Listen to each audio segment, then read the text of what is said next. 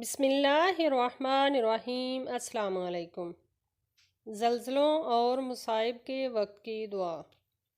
سیدنا عبداللہ بن عمر رضی اللہ عنہ بیان کرتے ہیں کہ اللہ کے رسول صلی اللہ علیہ وسلم شام کو اور صبح کے وقت یہ دعا پڑھنا نہ چھوڑتے تھے۔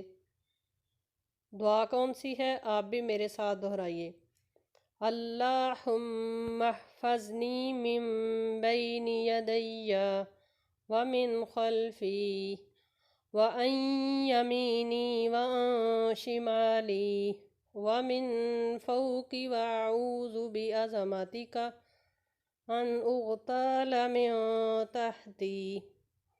اس دعا کا ترجمہ: اے اللہ، میری حفاظت فرما میرے آگے سے اور میرے پیچھے سے، میرے دائیں سے اور میرے بائیں سے، اوپر کی جانب سے میری حفاظت فرما، اور اس بات سے تیری عظمت کی پناہ میں آتا ہوں کہ مجھے نیچے کی طرف سے ہلاک کر دیا جائے۔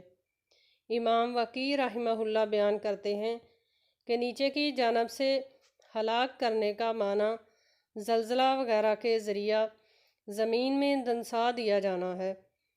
یہ حدیث صحیح سنن ابی داود میں موجود ہے۔ اللہ تعالیٰ سے دعا ہے کہ اللہ تعالیٰ مجھے اور آپ سب کو ان مصائب سے بچا کر رکھے۔ آمین یا رب العالمین۔